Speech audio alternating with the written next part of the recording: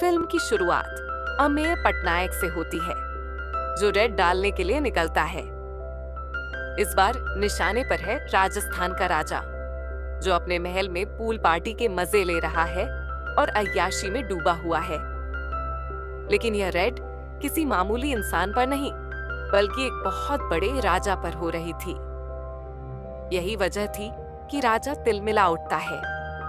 इस रेड से नाराज होकर वह इनकम टैक्स टीम पर गोलियों और तोपों से हमला करवा देता है और अपना सारा खजाना ट्रकों में भरवाकर किसी दूसरी जगह भिजवाने लगता है। एक और राजा के आदमी इनकम टैक्स ऑफिसर्स को रोकने की कोशिश कर रहे हैं, तो दूसरी ओर राजा अपना खजाना सुरक्षित स्थान पर भेज रहा है। लेकिन पटनायक अगर पीछा कर रहा है तो राजा कैसे बच सकता है? अमेय पटनायक पहले ही जानता था कि अगर रेड डाली गई तो राजा खजाना बचाने की कोशिश करेगा। इसीलिए उसने पूरी चालाकी से ट्रकों को जब्त कर लिया। लेकिन इसके बाद अमेय कुछ ऐसा करता है जिस पर भरोसा करना मुश्किल हो जाता है। वो राजा से करोड़ों की घूस मांगता है ताकि मामला रफादफा हो सके। जैसे ही इनकम टैक्स टीम को यह खबर मिलती है, वे अमेय का ट्रांसफर करवा देते हैं। ये बात जब उसकी पत्नी मालिनी को पता चलती है तो वह बस इतना कहती है, कुछ मत कहो, तुम्हारी आंखें ही बता रही हैं कि तुम कितने ईमानदार हो। तुम घूस ले ही नहीं सकते। इसके बाद अमेय फिर एक नए शहर में ट्रांसफर होकर पहुंच चुका है और इस बार भी उसके साथ है उसकी बीवी मालिनी और बेटी, जो हर बार की तरह इस ट्रांसफर से परेशान है। अब अमेय पटनायक भोज पहुंच चुका है। भोज में एंट्री करते वक्त उसकी नजर एक मंत्री के बड़े बड़े पोस्टरों पर पड़ती है। पोस्टर में जन कल्याण की बातें लिखी हैं और मंत्री की आंखों में जनता के लिए प्यार दिखाई देता है। यहीं अमेय पहली बार मनोहर धनकर उर्फ दादा भाई का चेहरा देखता है। दादा भाई को लोग जनता का सेवक मानते हैं। जब उनके पास कुछ नहीं था तब भी वह सेवा करते थे और इसी वजह से जनता ने उन्हें मंत्री बना दिया। अब लोगों की सेवा के लिए दादा भाई ने अपनी मां सुषमा के नाम पर एक फाउंडेशन शुरू किया है, जिसमें कई लोग काम करते हैं और पैसा कमाते हैं। दादा भाई अपनी मां को भगवान से भी ऊपर मानते हैं। रोज सुबह उठकर उनकी पूजा करते हैं और उनके चरणों में शीश नवाते हैं। उनकी छवि एकदम सफेद कुर्ते जितनी साफ है और यही बात अमेय को सबसे ज्यादा शक में डालती है। दूसरे ही दिन अमेय पटनायक ड्यूटी ज्वाइन कर लेता है। वहां के लोग जानते हैं कि अमेय को रिश्वत के इल्जाम में यहाँ ट्रांसफर किया गया है, मगर इससे अमेय को कोई फर्क नहीं पड़ता। जब अमेय को दादा भाई के बारे में पता चलता है तो वो बस अब उसकी सच्चाई जानने के पीछे लग जाता है कि आखिर दादा भाई कौन है, क्या करता है और कैसे करता है। हर चीज की जानकारी लेने के बाद अमेय पूरी तरह से तैयार हो जाता है दादा भाई के घर पर रेड डालने के लिए। उसने उन जगहों का पता कर लिया है जहां काला धन छिपा है, जैसे कैश, गोल्ड, जमीन के कागज और बाकी बहुत कुछ।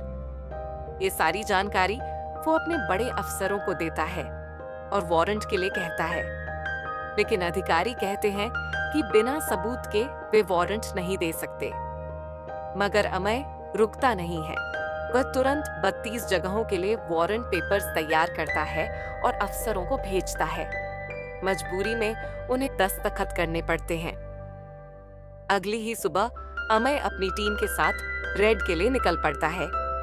रेड से पहले एक फ्लैशबैक सीन भी दिखाया जाता है, जिसमें बताया जाता है कि रेड डालने से पहले अमेय ने किस तरह हर बात की पूरी छानबीन की थी। अमेय पटनायक ने दादा भाई के बारे में हर जानकारी जुटा ली थी, उसके काले धन, सोने की जगह, फाउंडेशन में जमा पैसे और गैस की मौजूदगी तक। सारी जानकारियों के आधार पर उसने अपने ऑफिसर्स को वारंट के लिए पेपर्स भेजे थे। जब अमेय पटनायक दादा भाई के घर पहुंचा तो दादा भाई को कोई हैरानी नहीं हुई, क्योंकि उसे यकीन था कि वहां कुछ नहीं मिलेगा। अमेय पूरी फौज के साथ आया था, लेकिन दादा भाई की मां का यही कहना था कि उसका लल्ला कुछ गलत नहीं कर सकता। अमय के पास वारंट था, इसलिए टीम ने घर की जांच शुरू की, मगर बहुत देर हो चुकी थी। वहां से कोई भी काला धन नहीं मिला।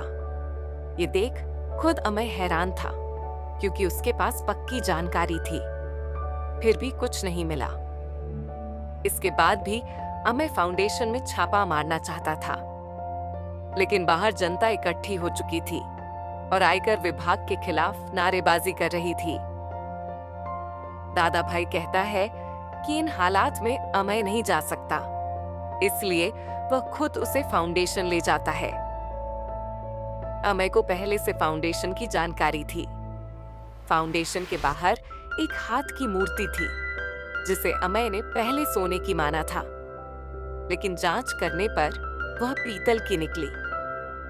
यह देखकर अमय चौंक गया कि आखिर गलत जानकारी कैसे हो गई। तब दादा भाई मजाक में कहता है कि अगली बार आना तो पहले बता देना, ताकि कुछ रखने का मौका मिल जाए। खाली हाथ लौटना अच्छा नहीं लगता। अगले दिन पता चलता है कि अमय पटनायक पर जांच कमेटी बैठाई गई है और उसे आयकर विभाग से सस्पेंड कर दिया गया है। जेल में रामेश्वर जी ये खबर सुनते हैं और खुश हो जाते हैं कि पटनायक सस्पेंड हो गया, लेकिन उन्हें भी ये भी मालूम है कि वो इतनी जल्दी हार मानने वाला नहीं है। रामेश्वर अब पैरोल पर जेल से बाहर आ चुका है। दूसरी तरफ अमय पटनायक सस्पेंड होकर भी हार नहीं मानता। तभी उसे याद आता है जब लोगों की भीड़ में नारे लग रहे थे। तब एक अंकाक कालसी वैताय चुपचाप उसकी जेब में एक पर्ची डाल दी थी। उस पर नेहा राठौर नाम लिखा था, जो रेलवे में काम करती थी। साथ ही पता चलता है कि नेहा राठौर दादा भाई की एक्स गर्लफ्रेंड थी, लेकिन अब इस दुनिया में नहीं है, क्योंकि उसकी मौत एक एक्सीडेंट में हो चुकी थी। अब अमय पटनायक नेहा राठौर से जुड़ी सारी जानकारी इकट्ठा करने लगता है और इसी दौरान दादा भाई का एक और चेहरा सामने आता है। पता चलता है कि वह लड़कियों को नौकरी का लालच देकर उनके साथ दुष्कर्म करता था। दादा भाई ने कई लड़कियों के साथ ऐसा किया है। पहले नौकरी दिलाता और फिर उन्हें इस्तेमाल करता। साथ ही उनकी जमीनें भी सस्ते दाम में हथिया लेता था। ये सारी बातें अमय को मालूम चल चुकी थीं। इसी वजह से अमय एक वकील को हायर करता है, जो कि बेहद चालाक और बेईमान है। वह वकील दादा भाई के खिलाफ एक PIL फाइल करता है, जो जमीन के घोटालों से जुड़ी होती है। ये सुनकर दादा भाई पूरी तरह से चौंक जाता है, क्योंकि इससे उसके सामने बड़ी परेशानी खड़ी हो सकती थी। लेकिन वो सोचता है कि वह इस समस्या को भी सुलझा लेगा। अगले दिन एंट्री होती है लल्लन सुधीर की, जो कि आयकर विभाग का एक ऑफिसर है और अब अमय पटनायक की जगह आया है। लेकिन ये आदमी भी पूरी तरह बेईमान है। ये बात तब साबित होती है जब लल्लन सुधीर पहले ही दिन दादा भाई के घर पहुंच जाता है और कहता है, मैं पूरी तरह से आपका समर्थन करूंगा। आप मुझे बता दीजिए कि कहाँ रेड करनी है और कहाँ नहीं। जैसा आप कहेंगे वैसा ही करूंगा। आपके खिलाफ कभी नहीं जाऊंगा। अब अगली सुबह लल्लन सुधीर अपने विभाग के कुछ अफसरों को लेकर एक आदमी विक्रम के घर रेड के लिए जाता है। वहां से उसे 20 करोड़ रुपए मिलते हैं, लेकिन आगे चलकर पता चलता है कि ये पैसे असल में विक्रम के नहीं बल्कि दादा भाई के हैं। पर लल्लन सुधीर को इसकी जानकारी नहीं थी, क्योंकि दादा भाई ने उसे यह सब बताया ही नहीं था। लल्लन पहले ही कह चुका था, अगर आप मुझे पहले ही बता देंगे कि कहाँ रेड करनी है तो मैं वहां जाऊंगा ही नहीं। यही बात दादा भाई को पसंद आई थी। उसे लगा अगर उसने पहले से बता दिया तो उसका साम्राज्य बचा रहेगा, क्योंकि भोज में उसका बहुत सारा काला धन फैला हुआ है। आगे हम देखते हैं कि अमय पटनायक आयकर विभाग के ऑफिस पहुंचता है और वहां कुछ ऐसे सबूत दिखाता है जिन्हें देखकर ऑफिसर भी हैरान रह जाते हैं। अमय बताता है कि उसके पास दादा भाई के खिलाफ पक्के सबूत हैं, जिससे यह साबित हो सकता है कि उसके पास भारी मात्रा में काला धन है। तब आयकर विभाग के अफसर अमेय पटनायक का सस्पेंशन खत्म कर देते हैं और उसे वापस नौकरी पर बुला लेते हैं।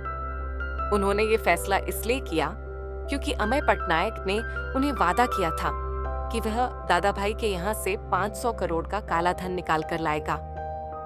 अगर वह ये नहीं कर पाया तो ये रेड उसकी आखिरी रेड होगी। और हमें पता चलता है कि अमेय पटनायक की ये 75वीं रेड है जो दादा भाई के यहाँ होने वाली है।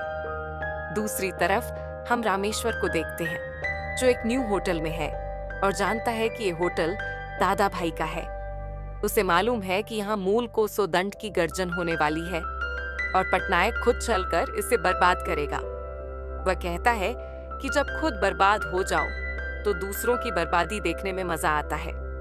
उसे पता है कि पटनायक यहाँ रेड जरूर करेगा और वो ऐसा इतने यकीन से इसलिए कह रहा है क्योंकि उसे खुद पर्सनल एक्सपीरियंस है।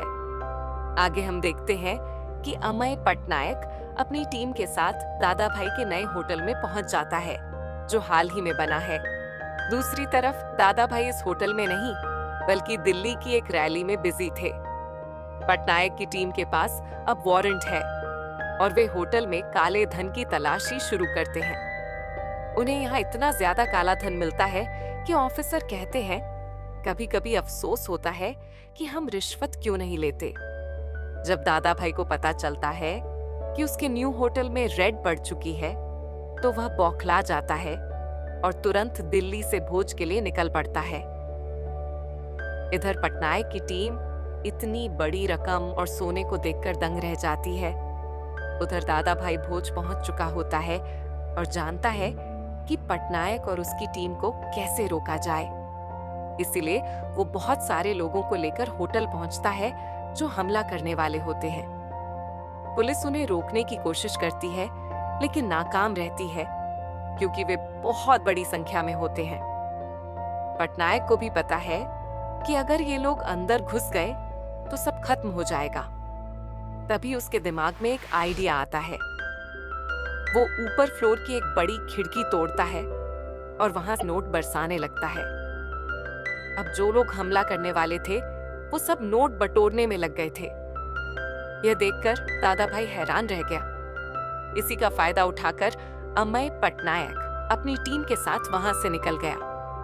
फिर पटनायक दूसरी जगह पहुंचता है और वहां से सोने से भरा मूर्ति वाला हाथ भी निकाल लेता है। जैसे ही वे जाने लगते हैं दादा भाई वहां आ जाता है और साथ में कई लोग होते हैं। पुलिस कम मौजूद थी और वो लोग पटनायक को मारने ही वाले थे कि तभी दादा भाई की मां सामने आ जाती है। उनके साथ मालिनी भी आती है, उन लड़कियों को लेकर जिनके साथ दादा भाई ने दुष्कर्म किया था। सबके सामने दादा भाई की असलियत सामने आ जाती है। पब्लिक गुस्से में आ जाती है, यहाँ तक कि उसकी माँ भी उसे थप्पड़ मार देती है। पब्लिक उसे मारने ही वाली थी कि अमेय पटनायक उन्हें रोकता है और कहता है कानून को हाथ में न लें। फिर दादा भाई को जेल भेज दिया जाता है जहां उसकी मुलाकात रामेश्वर से होती है जिसकी पैरोल खत्म हो चुकी थी। और यहीं पर खत्म होती है रेड 2 की ये कहानी। अगर आपको इस फिल्म की कहानी पसंद आई हो तो हमारे चैनल सिनेमा रहस्य को जरूर सब्सक्राइब करें। हम नियमित रूप से नई और लोकप्रिय फिल्मों की थ्योरी और एक्सप्लेनेशन लाते हैं। कमेंट करना और शेयर करना मत भूलिए। मिलते हैं अगली वीडियो में। तब तक के लिए खुश रहिए, स्वस्थ रहिए।